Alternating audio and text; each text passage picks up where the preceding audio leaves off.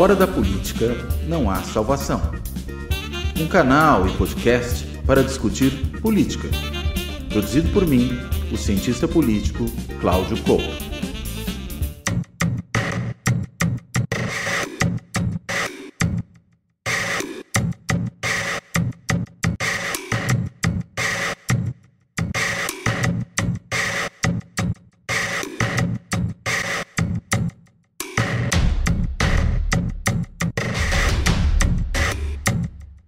Olá!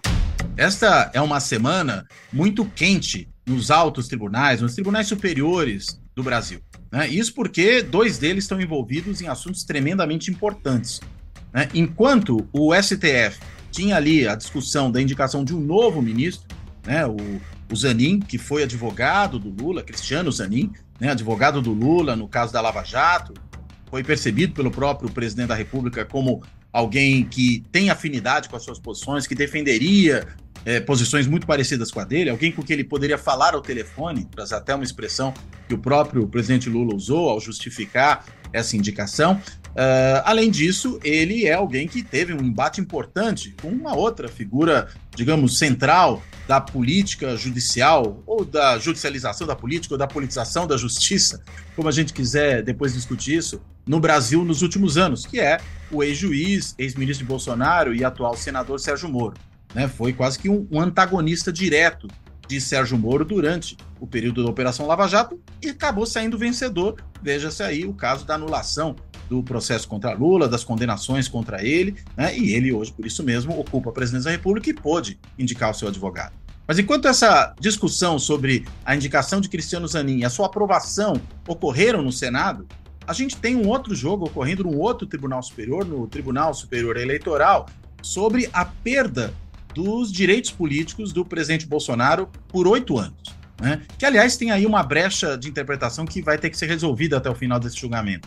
Se for seguido o que normalmente se fez nas últimas decisões, o presidente poderá concorrer à presidência ou a qualquer outro cargo na eleição de 2030, né? Porque, na verdade, o primeiro turno da eleição de 2030 vai acontecer 4 dias depois de transcorridos 8 anos exatos da eleição de 2022, né? Quando ele, aliás, teria se beneficiado aí, daí o seu julgamento no TSE, né, de abuso de poder para tentar se eleger. Então, por conta desses 4 dias, pode ser que Bolsonaro dispute a eleição de 2030 à presidência da República, ou, como eu já falei, a qualquer outro cargo. Mas se mudar a interpretação, e o cálculo não foi exatamente esse, de 8 anos contadinhos a partir do primeiro turno, mas for considerado outro critério, como o registro de candidatura, como, eventualmente, o ano eleitoral, não especificamente, né, a data exata em que cada uma das eleições ocorreu ou ocorrerá, aí pode ser que a gente tenha alguma mudança. Mas vamos aguardar, isso que essa semana em que a gente está gravando, hoje é o dia 23 de junho, isso ainda não está definido. Pode ser que venha a ser definido nos próximos dias.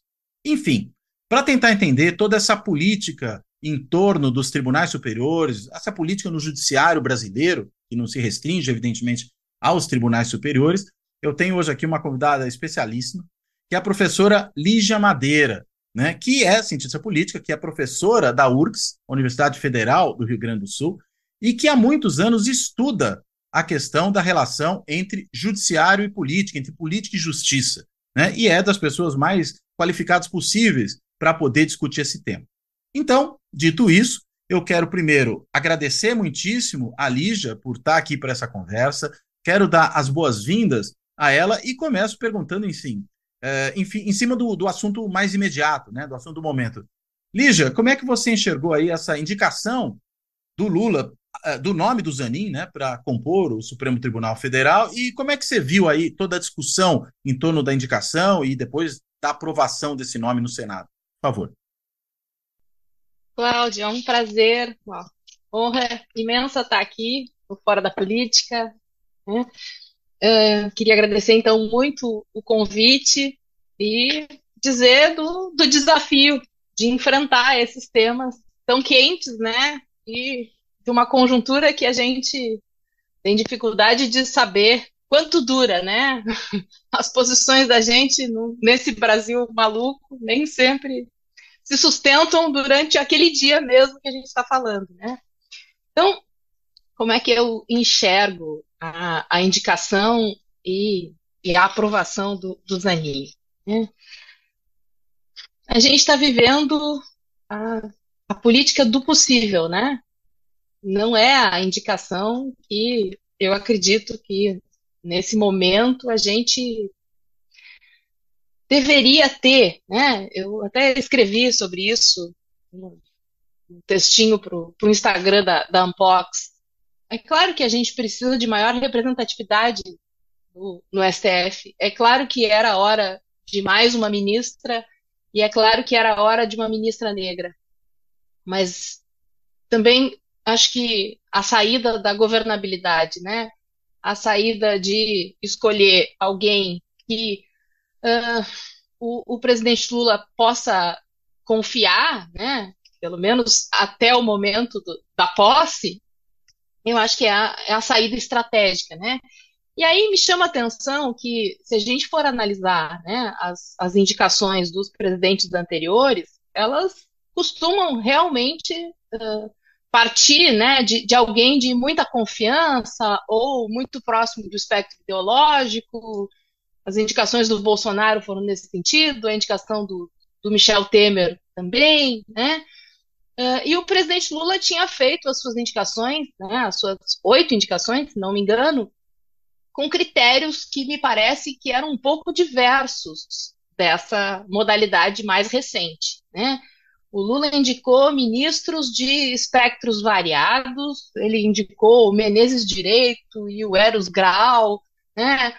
Toffoli, Joaquim Barbosa. Então ele conseguiu, até porque, né, em 2 mandatos ele teve condições de indicar muita gente, né, e alterar significativamente a composição da corte, mas me parece que ele foi privilegiando a cada momento aquilo que, né, a coalizão permitia, e foi fazendo aquele jogo, né, que me parece que existe, que pelo menos existia, né, de, bom, dessa vez tem que vir dos tribunais, dessa vez tem que vir da advocacia, tem que vir da região tal, né, é a vez, a bola da vez é essa, e isso foi permitido, né, a despeito da gente avaliar ou não, né, passado todo esse tempo, se foram boas escolhas, se cumpriram com o papel, né, que deveriam. Acho que não vou entrar nesse mérito agora. Mas me parece que o Lula aprendeu com tudo isso que aconteceu, e não só com as escolhas ao STF, mas também com as escolhas ao PGR, né, de que a gente está vivendo um outro momento e que não é possível deixar brecha, né? Não é possível não conduzir essa indicação de uma maneira um pouco mais centralizada. E aí eu acho que a escolha do Zanin, ela é uma escolha que faz todo sentido, né? Inclusive do ponto de vista simbólico, porque, né, há um peso imenso aí de indicar o Zanin e conseguir a sua aprovação num momento, né, em que efetivamente o lavajatismo ele vai se encaminhando, né, para um ocaso muito trágico, né? Inclusive com a cassação do Deltan Dallagnol, né? E com a atuação muito ruim, né? Que o senador Sérgio Moro tem apresentado na, no Não tem muito Senado, jeito para né? a coisa, né? Não, não. Ele parece não ter muito jeito. Quase nada, né? Então é um pouco de como eu enxergo, né? Mas é isso. Ainda tenho a expectativa de que a vaga da Rosa Weber possa ser preenchida, né? Com um outro perfil, com alguém que tem a capacidade aí de renovar a corte, né? Acho que foi o Conrado Hübner que disse, né? Não é simplesmente uma questão estética, né? É, é efetivamente a diversidade que pode trazer para o entendimento, né? Que uma Suprema Corte precisa tomar em uma série de assuntos, né? Mas especialmente naqueles que dizem respeito a questões sociais, né?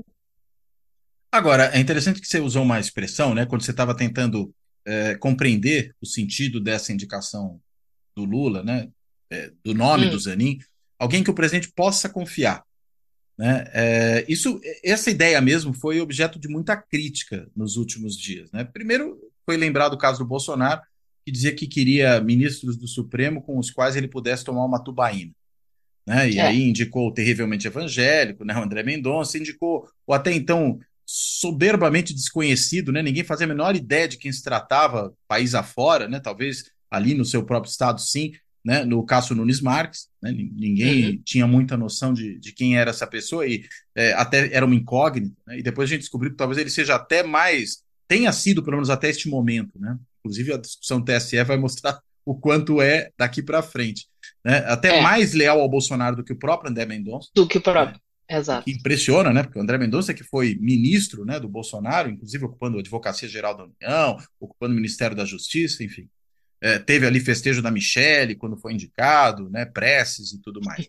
Agora, isso foi muito objeto de crítica, né? Quer dizer, o presidente indicando gente, digamos, da sua cozinha. E no caso do Zanin, era o advogado pessoal do Lula, né? Eu me recordo, alguns anos atrás, né, o período que eu passei ali nos Estados Unidos fazendo um pós-doc, que foi exatamente o período que coincidiu com a indicação do ministro Samuel Alito, né, para a Suprema Corte Americana. E o nome dele entrou depois que o George W. Bush, né, Bush filho, tinha indicado uma advogada da família Bush para a Suprema Corte. Aquilo pegou muito mal, e ele foi obrigado a recuar, o nome dela foi retirado, e aí é que veio o nome do Samuel Alito, né, que é um juiz muito conservador, inclusive foi o relator dessa decisão recente super importante da Suprema Corte Americana sobre a questão do aborto. Né, e Uhum, aquilo uhum. rendeu dias e dias e dias de cobertura na imprensa. Né? Me lembro que eu até pegava o jornalzinho do metrô e estava ali a discussão sobre a indicação de Samuel Alito, a volta atrás em relação ao advogado. Pois bem, voltando para o Brasil. Fato é, aí você tem a indicação do advogado do próprio presidente da República. É o caso de pensar em confiança ou é o caso de pensar, o que me parece outra situação, em afinidade, alinhamento político? Porque, claro, o presidente não vai indicar, sendo presidente de esquerda, um advogado ou um juiz de extrema-direita para a Suprema Corte, imagina-se. Embora os próprios casos que você lembrou, né, Carlos Menezes Direito, por exemplo, era de direita, não tinha direita só no Sim. nome. Né? Não. O Eros Grau, com quem você justamente comparou o direito, era um jurista de esquerda. Né? Agora, imagina-se, enfim, que a rigor, claro, você está compondo com a sua coalizão tem partidos mais à direita, então você compõe com todo mundo, daí a indicação, muito provavelmente, do Carlos Menezes Direito. Mas, enfim, o esperado o presidente indica juízes com proximidade programática, ideológica, de visão de mundo com ele. Mas isso não é exatamente a indicação pessoal, né? Como é que você discutiria nesse contexto essa questão da confiança, né? Como você colocou? Pois é. Eu fico pensando assim, deixa eu ver se eu me faço entender, né? Primeiro, eu acho que existe de parte de quem indica, e mesmo de alguém muito experiente como o Lula, que vivenciou, né, a indicação, por exemplo, do Toffoli, né, que depois foi um ministro que foi de encontro às posições dele, né, inclusive na Lava Jato. Parece que sempre existe essa expectativa, né, de que a indicação vá resultar em algum tipo de, de relação aí, né, não para além da legalidade, mas realmente de respeito à governabilidade ou de tocar a agenda do executivo, que acho que é nesse sentido né, que a coisa existe. Agora, me parece que o Zanin ele tem uma característica diferente, e por isso que eu usei confiança, porque não é alguém que esteja tradicionalmente ligado ao PT, né? Diferente do Toffoli, né? Que tinha sido advogado do partido. Diferente do. É. Não é alguém cujas posições políticas sejam conhecidas. A gente efetivamente não sabe, eu até fui em busca, né? Já que a gente sabe que a sabatina não serve para isso. Tentei levantar algo mais, né?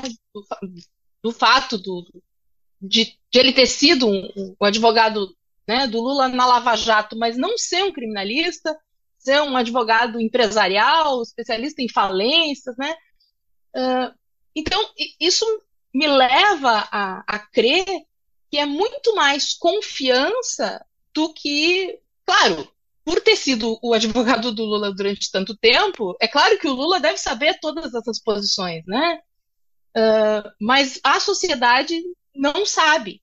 E eu não sei se isso não foi um ponto que contou favoravelmente até para que, embora ele tenha tido 18 votos contrários, ele teve 58 favoráveis, né? E não foi a indicação de maior rejeição, né? Por exemplo, comparado à última indicação do Bolsonaro, nossa, foi, foi bem aceito, super aceito pelos próprios ministros, né? Fizeram uma campanha, o próprio Lewandowski fez uma campanha, me parece que muito favorável, né? Então, eu enxergo essa questão da governabilidade pelo espectro ideológico, pelo espectro da agenda política, diferente da ideia da própria confiança mesmo, né? Quer dizer, e governabilidade está pensando o ministro do Supremo, digamos, que não sabote o governo, alguma coisa nessa linha? Ou que não Exato. sabote o presidente? Porque se a gente pensar, né, no Supremo de longo prazo, né, pensar a partir do equilíbrio pontuado, né, o posicionamento do Supremo ao longo, pelo menos do governo Fernando Henrique em diante, né, ela é uma corte muito mais de governabilidade, ou foi uma corte muito mais de governabilidade da agenda do executivo, especialmente em temas que eram difíceis de passar no legislativo, né? Existiu uma dobradinha ali. Então, a gente pode, acho que os estudos iniciais lá da Vanessa, né, mostram o posicionamento do STF em relação às privatizações, e depois, nos governos Lula, né, o posicionamento do STF em relação a questões sociais, né? Então, as várias decisões que foram progressistas, né? E a gente encontra uma corte de veto no governo Bolsonaro, né? Então, realmente, o tribunal foi extremamente importante para constranger aquilo que era totalmente esdrúxulo, né? Especialmente na pandemia. Então, me parece que a expectativa é de que o Supremo, nessa nova composição, ele talvez possa voltar a jogar o jogo da governabilidade no sentido de não atrapalhar a agenda do executivo, né? Uhum. Então, mas isso eu não sei. O Lula deve saber, mas É, não fica claro para a gente, como sociedade, se o Zanin vai ter efetivamente esse comportamento. Então, claro. porque não me parece que a gente saiba qual é o posicionamento dele para além do, do posicionamento, né, criminal, e sim, como um advogado garantista, legalista, E mas com, os outros aspectos, inclusive, eu vi, né, que ele deve ser um ministro garantista na linha do Gilmar Mendes para as o questões atual penais, Gilmar Mendes, mas, né? do atual Gilmar Mendes, Não é o mas jovem Gilmar Mendes, é o velho Gilmar não, Mendes. não, isso. Mas que não deve ser tão progressista nos costumes como Barroso. Então, ficaria um pouco por aí. Aí o fato de ser um advogado paulista, branco, né? ah, Acho que me parece que pacificou essa aceitação, o que é péssimo, né? Para nós como sociedade, mas que parece que é como a banda toca, né? Até Mais do esse mesmo. momento. É. Aliás, é interessante, muito legal isso que você trouxe da questão da governabilidade, né? E aí a referência às privatizações, o artigo da Vanessa sobre isso, porque realmente no governo Fernando Henrique, né, havia todo aquele questionamento, né, a judicialização da política pública, naquele caso, né, referente às privatizações, de tentar impedir nos Supremos leilões, né, de Uhum, concessão e de privatização que ocorreram no governo Fernando Henrique, e o Supremo referendou todos, né, permitiu que o processo ali de privatização das empresas, da infraestrutura, ocorresse sem qualquer tipo de problema. Né? A gente uhum, viu também outras decisões, aí já estou pensando até já no governo Lula, favoráveis ao governo, por exemplo, em questões tributárias, né? Em que você assegura que o governo tem arrecadação, tal. Talvez a gente tenha daqui a pouco mais coisas aparecendo nessa seara, que tem aí uma é, tentativa, né, do próprio Fernando Haddad com o ministro da Fazenda de aumentar a base arrecadatória, e a gente sabe que esse negócio acaba terminando nas cortes, né? Quer dizer, dá para pensar É. governabilidade aí, né?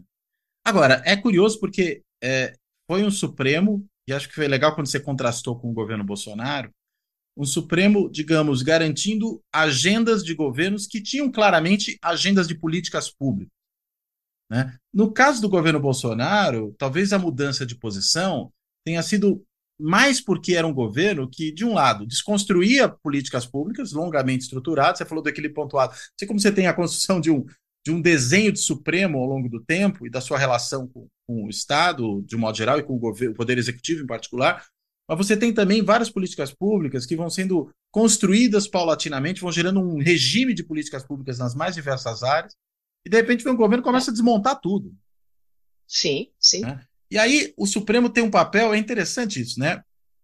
Vê se você concorda com a leitura que eu estou fazendo do que você falou.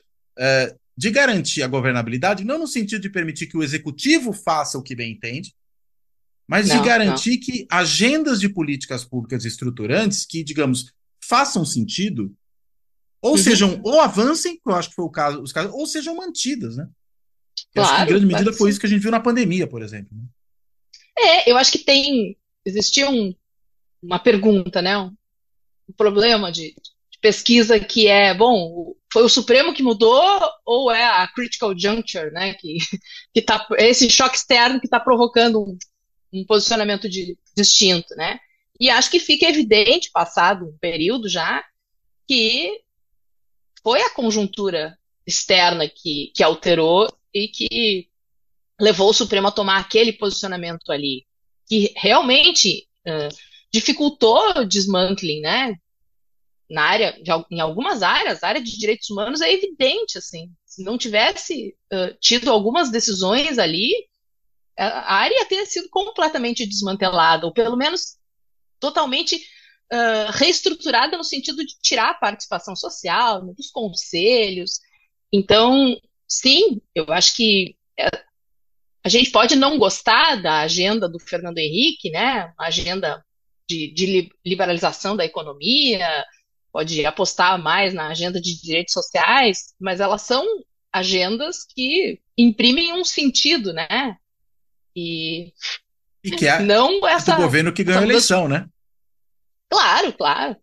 Mas o Bolsonaro ganhou a eleição, infelizmente, né? Mas tinha uma agenda de mudança de polo negativo aí, seria, né? Que foi péssima em todos os sentidos e que, nesse sentido, a corte conseguiu constranger. Mas aí eu acho que tem um dado que é interessante também, né? Que, inclusive, a Vanessa e eu enxergamos ali na pesquisa que a gente fez sobre a Covid, né? O Supremo não constrangeu o Bolsonaro em tudo. Ele exerceu esse papel né, na atuação que era completamente anticientífica, da terra plana.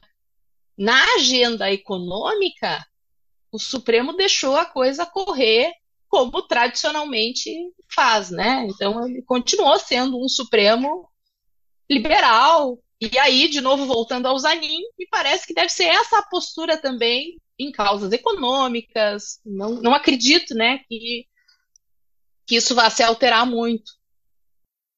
Agora, é interessante, né? Eu até falei a coisa, né? Mas ganhou a eleição e você colocou o contraponto, né? O Bolsonaro também ganhou.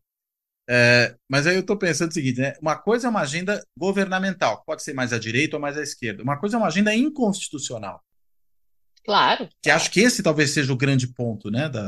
claro. Da atuação do Supremo no período Bolsonaro, né? Sim, sim. E aí é também super interessante, né? Tenho estudado essas teorias de desmantelamento, né?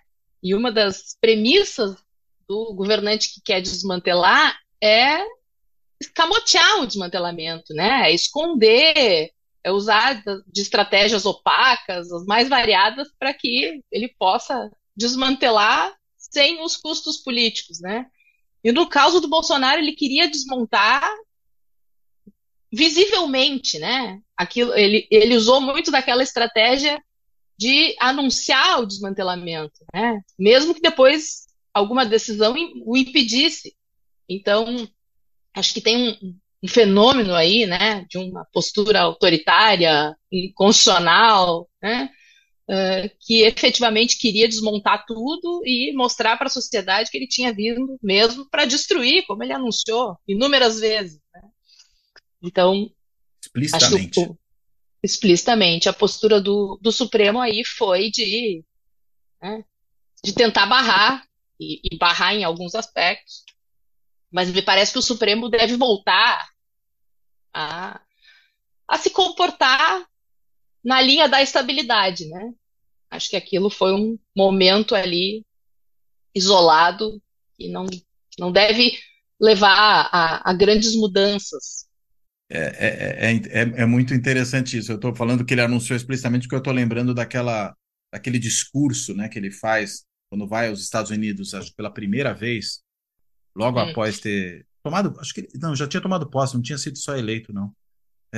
E ele janta com umas autoridades americanas, né, do governo Trump, com o Steve Bannon e com o Olavo de uhum, uhum, Carvalho, né? E ele diz ali uhum. que vai ser preciso desconstruir muita coisa antes de começar a construir, né? Quer dizer, É, a desconstrução, o desmantelamento eram a agenda do governo, né? O problema claro, é até que claro. ponto desmantelar essas políticas públicas longamente estruturadas, inclusive viola princípios constitucionais, por exemplo, viola direitos fundamentais que têm que ser respeitados, né? E coisas do tipo, né? É diferente você fazer Sim, uma sim, economia, uma política econômica mais liberal ou menos liberal, né? claro, É claro. outra história, né? Do que a gente está É, falando aqui. Eu sim. acho que esse papel foi fundamental, né? Agora, uma coisa que também chama atenção você mencionou isso mais cedo. O Toffoli foi indicado Hum, pelo Lula para o Supremo, foi muito criticado na época por N razões, desde o fato de não ter uma formação acadêmica mais sólida, tinha sido duas vezes isso. reprovado em concurso de juiz, aí falou, pô, o cara não passou duas vezes de concurso de juiz, agora vai virar ministro do Supremo Tribunal Federal. Mas principalmente, acho que essa foi a crítica mais forte, porque outros, né, que ocuparam cadeiras no Supremo não tinham exatamente nenhuma formação acadêmica muito elevada do ponto de vista formal, né? O Celso de Mello, por exemplo, era só bacharel em direito, né? Tinha É. outro tipo de formação e foi um grande ministro supremo, acho que nem dá para negar isso. Enfim. Agora, ele tinha sido advogado do PT, inclusive em causas eleitorais, e advogado-geral da União, uma coisa que o Gilmar Mendes também tinha sido, Também foi. e também rendeu muitas críticas na época do governo Fernando Henrique, quando ele foi indicado pelo Fernando Henrique, a indicação, né? Falar, alguém que foi advogado-geral da União não pode ir para o Supremo. Enfim. Será que o Zanin, até por ser um advogado empresarial, um governo liderado por um presidente de esquerda, um governo que está, por exemplo, querendo que empresas paguem mais impostos que pagavam, veja a questão aí, né, daquele conselho que resolve os contenciosos ali tributários e tudo mais, e que o governo quer ter, né, segundo o ministro da Fazenda, o voto de Minerva ali para resolver os impasses, quando Uhum, tinha sido invertido isso, né, uhum, no uhum. governo Bolsonaro.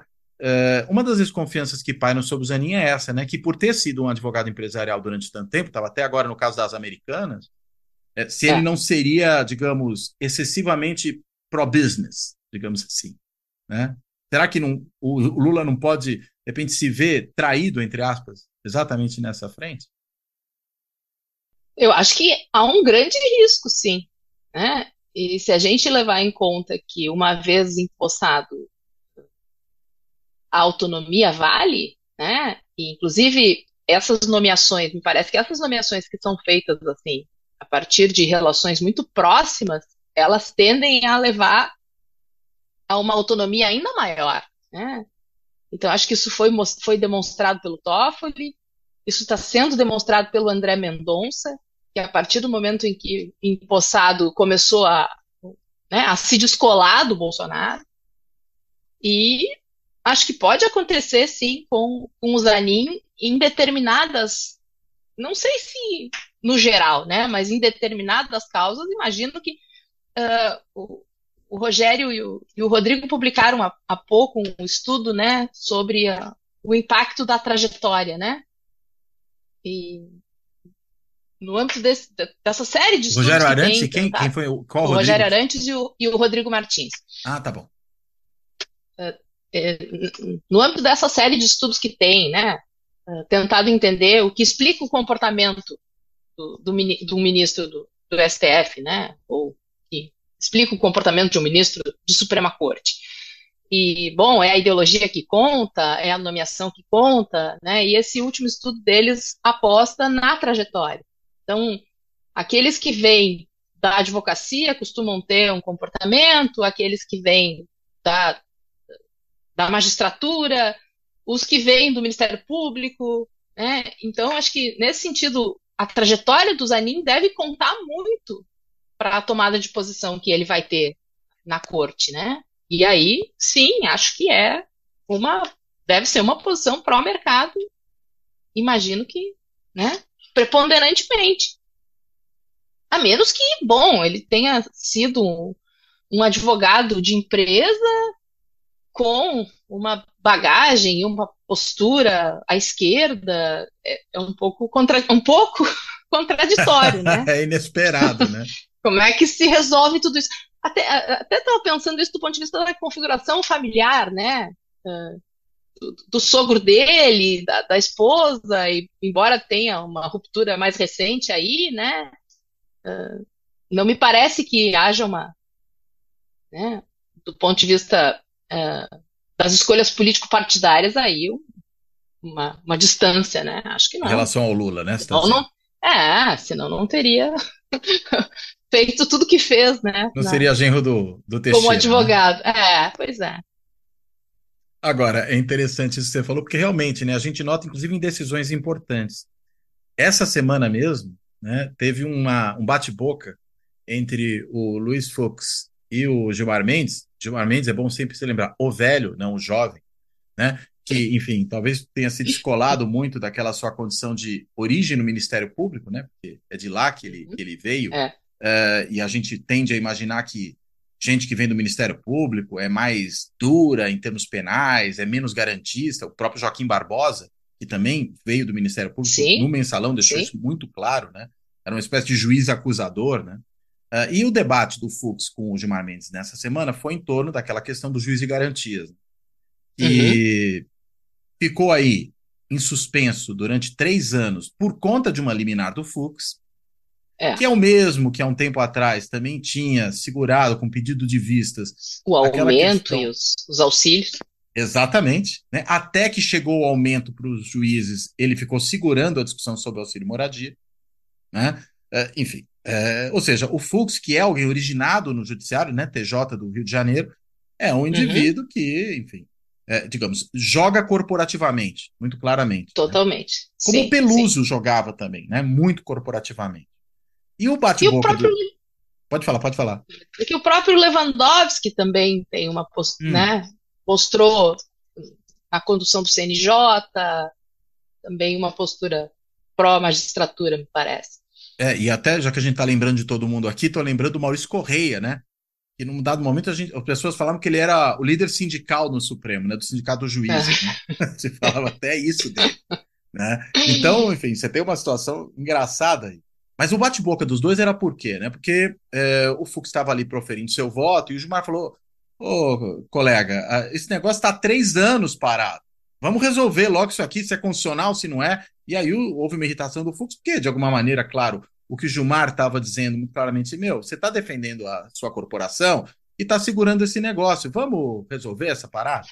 Em outras palavras, foi isso que eu acho que ele quis dizer, né? Sim, sim, Agora, sim. é que quando a gente vê o Gilmar em outros momentos e agora, realmente é engraçado, né? Como ele vai sendo camaleônico, né, ao longo do tempo. Mas, Uhum. enfim, ele virou, parece que um caso de gente do Ministério Público que foi, ao longo do tempo, né, dentro do Supremo, deixando de ser tão ligado a esse tipo de lógica, né? Punitivista, etc., que é mais comum a membros oriundos do Ministério Público, né? E o próprio Alexandre de Moraes, né? Se a gente quiser pegar um Sim, caso, mas aí Alexandre de Moraes, sim. Alexandre o Grande, né? Que vem aí É, resolver é. todos os nossos problemas. Mas realmente em várias votações você vê isso, né? Nas mais corporativas, membros do judiciário votam mais corporativamente. Aí os advogados votam menos corporativamente em relação às corporações dos juízes. Claro, não estou falando da corporação dos Uhum, advogados. uhum, Isso tem uhum. sido sempre um processo interessante, né? Por isso que acho que realmente você colocou bem, faz todo sentido, né? A gente ficar se perguntando, né? Afinal de contas, o que vai contar mais, né? Vir de uma família de esquerda ou vir do direito Ou, empresarial, né? é. E claro, deve ter um tempo aí que conta também, né? Porque no caso do Gilmar Mendes, ele é ministro há quantos anos, né? Sim, por isso que é o Então, Gilmar o daqui a velho e pouco não o Gilmar o jovem, né? ele é mais ministro do que qualquer outra trajetória anterior, né? E já é o decano, né? Sim, sim. Meu malvado favorito, né? Como Exatamente, surgiu. exatamente. Aliás, já que eu trouxe o Alexandre de Moraes para a conversa, Hum, o Alexandre de Moraes acabou se convertendo talvez num dos grandes personagens da República na conjuntura atual, né? Acho sem que dúvida. poucos ministros do Supremo se tornaram assim tão célebres, eu vou usar essa expressão porque ela permite várias leituras, como o Alexandre de Moraes, né? Aos que o odeiam, sobretudo entre o ciclo bolsonarista, aos que o adoram, né? Que inclui os democratas de modo geral, apesar das desconfianças que os democratas têm com relação a excessos do Alexandre de Moraes.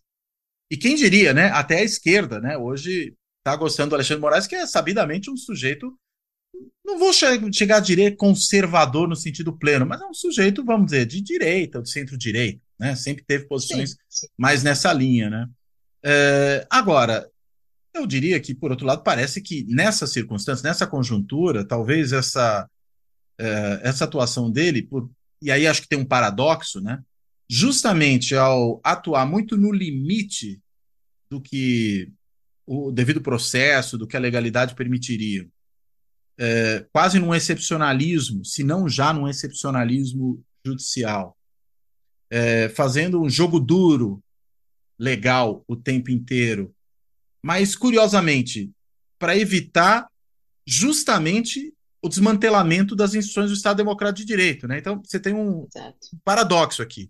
Você força os limites da legalidade para a própria legalidade não ser destruída em nome da legalidade. Né? Fala, não, juiz, Exato. fica quieto no seu canto que eu estou fazendo o que eu posso para destruir a legalidade, mas você tem que ficar quieto porque você não pode desrespeitar isso. Você lê assim É. também ou não? Eu enxergo exatamente dessa forma. Acho que nesse caso, né, do- na conjuntura que a gente viveu e continua vivendo, né, ah, o fato de ter um ministro, o fato de ter um Supremo de 11 ilhas, né, de ter essas posturas personalistas e de ter o Alexandre de Moraes no momento certo, na hora certa, fez toda a diferença. Acho que é evidente que se a gente não tivesse tido ele na presidência do TSE, se ele não tivesse conduzido o inquérito das fake news e nesse sentido, avocado competência para todo o resto, né? Acho que o resultado poderia ter sido muito diferente, né? Tivesse um ministro com menos força, e a mesmo com essa discussão sobre a legitimidade, né, a aceitação da postura dele, realmente foi alguém capaz de segurar. E acho que nesse sentido foi muito providencial, né? Agora, claro, tem sempre um risco, né? Hoje é bom ter um ministro com uma postura assim, amanhã pode não ser, né? Não é o ideal. O ideal é que a corte não precisasse ter se utilizado, né? Desses limiares aí. Mas não tinha como ser feito de outra forma, né? E acho que também foi responsável por conquistar legitimidade de um tribunal que estava muito, né, na mira. E imagina uma democracia com um STF na lona, né? Não se sustenta mesmo. Então, eu estava pensando sobre as decisões recentes, né? Pensei, o STF nos 100 dias do governo Lula, né? A gente não tem escutado, para além dos atos, né? Do 8 de janeiro, para além do TSE, o STF não está na mídia, me parece, como esteve ao longo de todo esse tempo, né? E eu pensei, isso é bom, né? Isso faz com que a poeira esteja baixando, assim, né? O tribunal está dentro do seu palácio, onde me parece que deva estar, né? Porque acho que também essa mediatização gigantesca, né? de todo mundo conhecer os ministros. Isso não foi bom, né? É mais fácil Melhor que a saber gente a escalação volte do Supremo do que a da seleção do brasileira, né? que totalmente, né? Então isso não não é bom. E são 11, tá? Eu estou usando a Isso seleção como referência porque é o mesmo número de eu pessoas. Então sei. não fica muito difícil. Mas todo mundo, acho que hoje, todo mundo não, mas muita gente sabe escalar o Supremo, mas não sabe Claro. escalar a seleção. Ah, não, não sabe. É, melhor, E a melhor gente, que isso mude. exatamente, que volte, né, para vala comum da gente falar de futebol e não falar de Supremo Tribunal Federal. É, Agora, é. um problema que alguns apontam é o seguinte: tudo bem, foi fundamental nessa conjuntura, segurou o rojão, mas o que que nos garante que, passada essa conjuntura crítica, né, e consequentemente superado o risco que obrigou o Supremo, né, sobretudo na figura desse juiz, principalmente Alexandre de Moraes, a apelar para recursos excepcionais, o que impede que esses recursos excepcionais não continuem sendo usados depois? Mesmo quando a gente saia da conjuntura crítica, será que o cachimbo entorta a boca? Acho que essa é um pouco a pergunta, né? Eu acho que, por outro lado, né, a gente teve uma série de acenos aí de parte do legislativo, mesmo do executivo, de Kurt Cobain, né? Então, tem Seja ali os pedidos de conter a de corte, né? conter a corte. Então, tem os pedidos de impeachment. Eu acho que não é desprezível para a corte que ela enxergue e, bom, foi tolerado esse comportamento porque tinha um executivo completamente fora da curva, né? Mas que numa situação de freios e contrapesos, né, mais ou menos equilibrados, um comportamento de uma corte que extrapola talvez não seja tolerado. Então, me parece que é assim que o jogo é jogado, né? Respondendo lá aquela pergunta originária da literatura, que é por que as elites políticas empoderam os tribunais, né? Por que Hum, elas dão poder a sujeitos não eleitos, né? Eu acho que sempre vale lembrar que, assim como elas concedem poder, elas também teriam poder de retirá-lo, né? Então, e aí eu acho que talvez a colegialidade valesse, sim, porque me parece que a postura do Alexandre de Moraes ela é uma postura muito incisiva, mas de muito suporte dos demais ministros, né? Eles vão lá e convalidam as decisões, muito embora monocráticas, né? Uma série delas. Então, acho que tem um suporte aí do tribunal que, numa outra conjuntura, não sei se teriam, né? Não, e também não me parece, com uma série de as demonstrações todas que ele vem dando, que ele teria essa mesma postura num outro momento, né? Assim como também o que, o que a gente teria que vivenciar o Lula querendo se reeleger ou depois da reeleição, não sei, sabe? Não penso nada tão distoante assim, a ponto de ser comparável com o governo Bolsonaro. Eu sou otimista de pensar que o pior já passou, né? Em todos os sentidos. Então, acho que daqui para frente, um retorno a um governo de extrema direita é sempre possível, né? Tá ali claro. na esquina, né? Mas Mas aí não assim, seria uma continuidade, né? Mas talvez eventualmente uma retomada dessa postura da uma corte diante retoma. de ameaças que podem surgir, né? É. E mesmo um novo governo de direita, talvez não seja. Talvez seja com Tarcísio, né? Algo de uma direita um pouco mais Dentro da caixinha. normal, entre aspas. Dentro da caixinha. Não, É. agora é interessante isso, né? Você falou esse negócio da corte que acaba referendando as posições, né, individuais do ministro.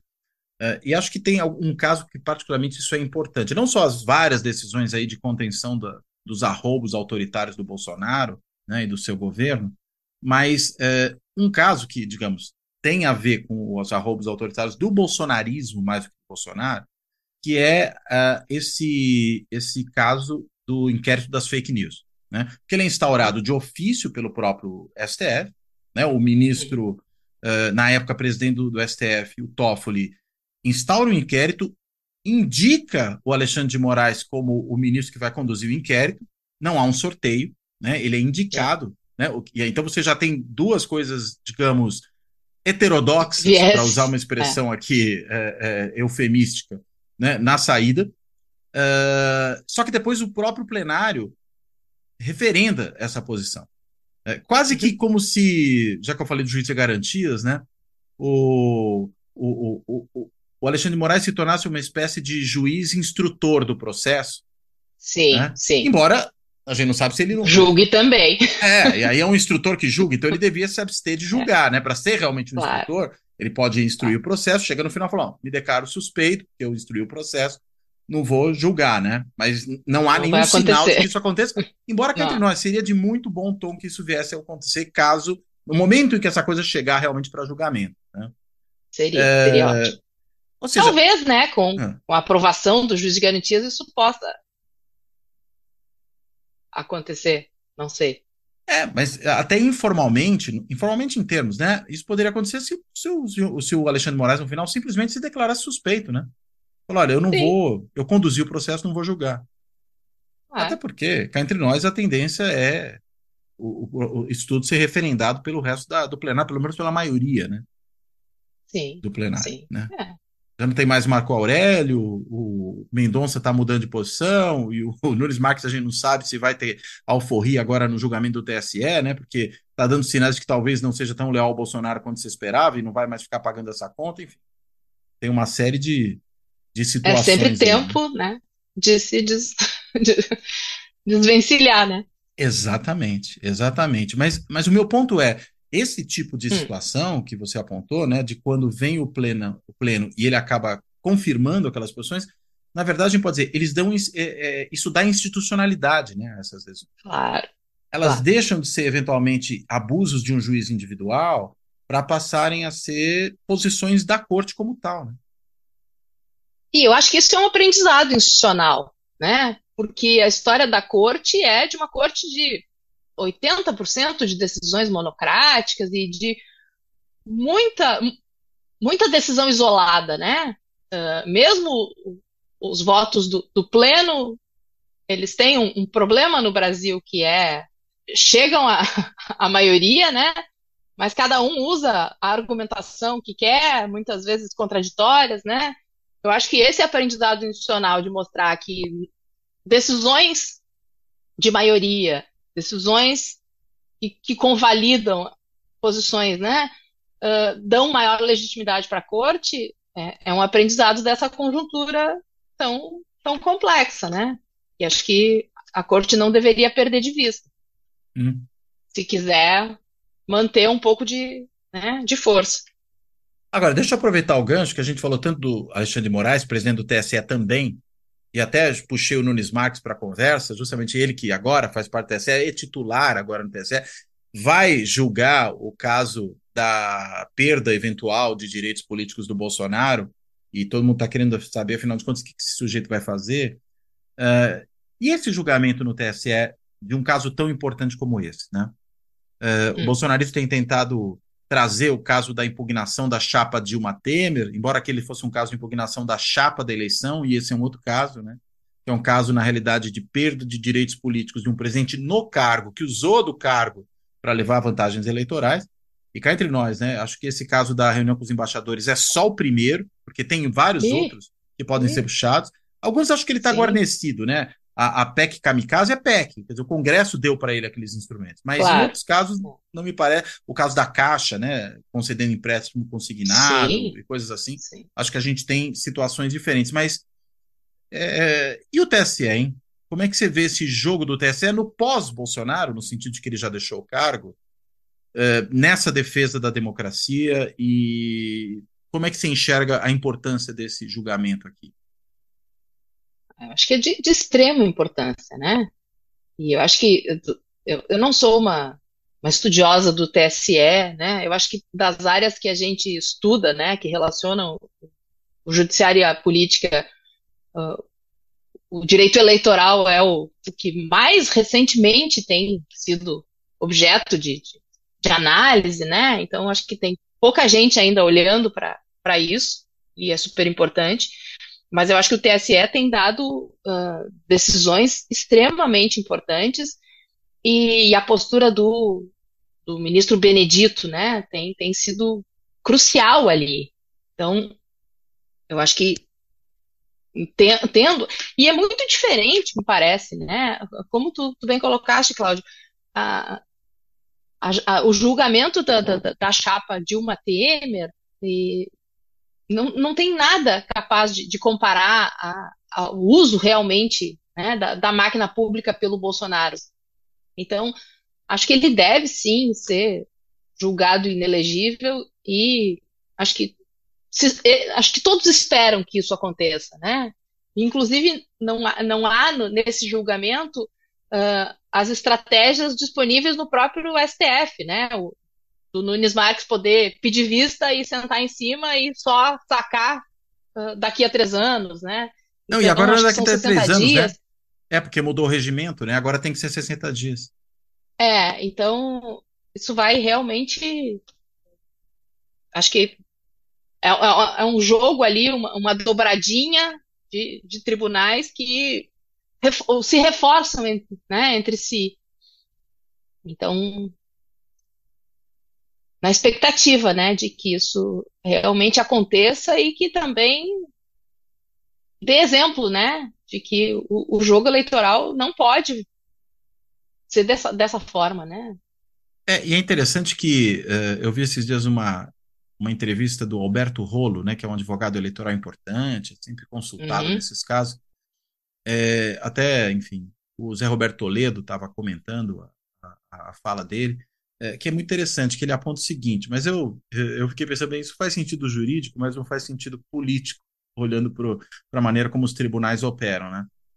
uhum, Ele diz o seguinte, Roberto, olha, uma das coisas que se levaram para esse caso aí do Bolsonaro, que é a minuta do golpe, né, como mais um elemento, vamos dizer, que daria contexto para o pro processo, isso pode ser um cavalo de Troia, porque no fim hum, das contas você coloca isso ali, mas o processo já tinha sido instaurado, o processo não, né? O próprio julgamento já tinha sido instaurado, já tinha sido fechado aquele momento de apresentação de provas, e sim, aí, sim. consequentemente, você não poderia chegar com novos elementos, né? Prova nova.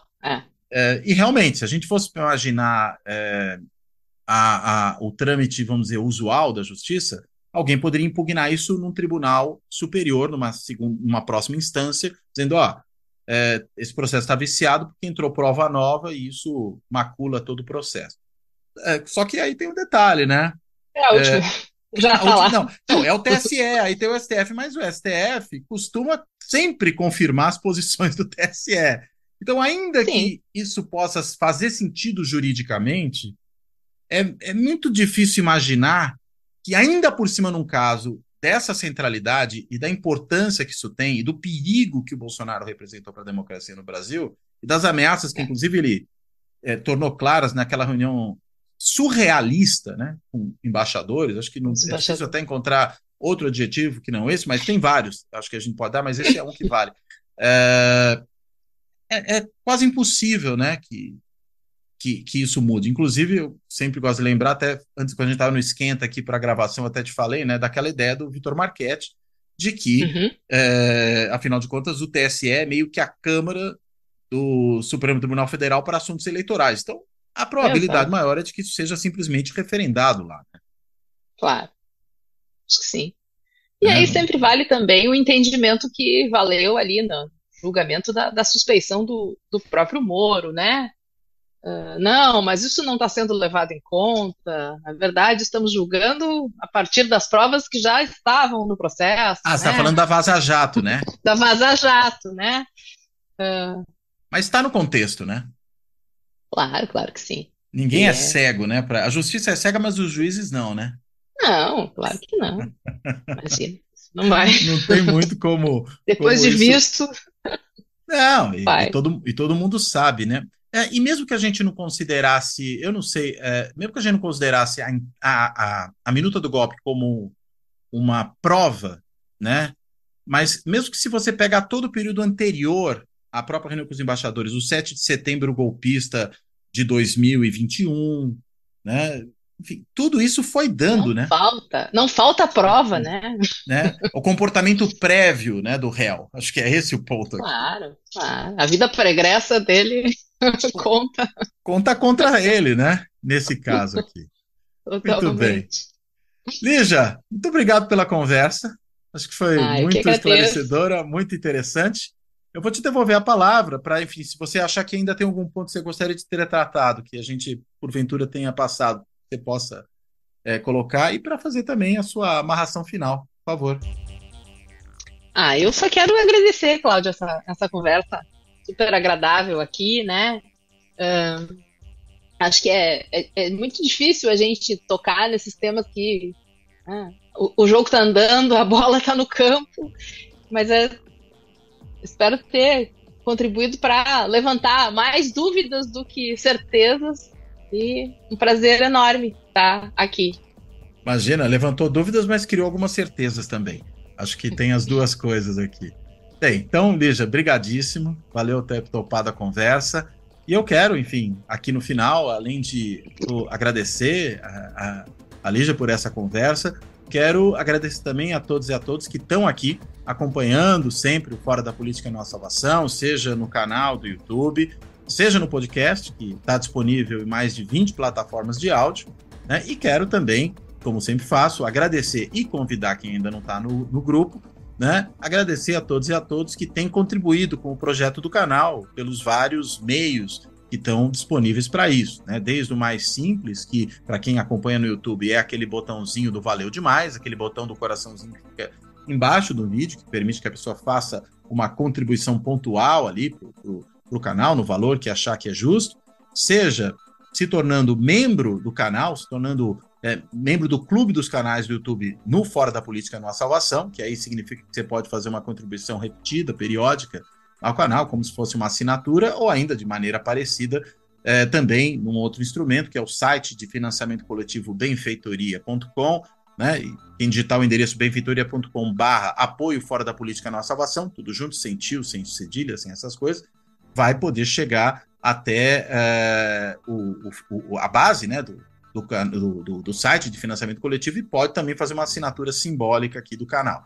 E, finalmente, até para quem tem optado por esse caminho, fazer um Pix para o Fora da Política Nossa Salvação. O Pix está na moda, né? Então, quem quiser fazer um Pix, ele sempre é muito bem-vindo aqui. A chave Pix do Fora da Política Nossa Salvação é contato@fora da política não há salvação.info, que é o e-mail de contato do canal. Contato@fora da política não há salvação.info. Quem quiser mandar mensagem também pode usar esse endereço. Bem, então, feito o meu comercial, eu reforço aqui os meus agradecimentos à Lígia, né? E além de agradecer a ela, me despeço de todo mundo e me despeço dela. Até a próxima.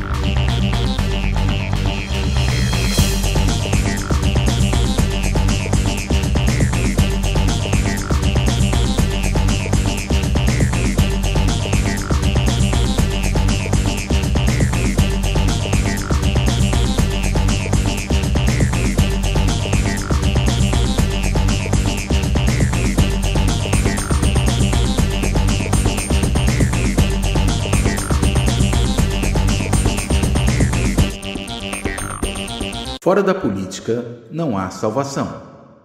Um canal e podcast para discutir política.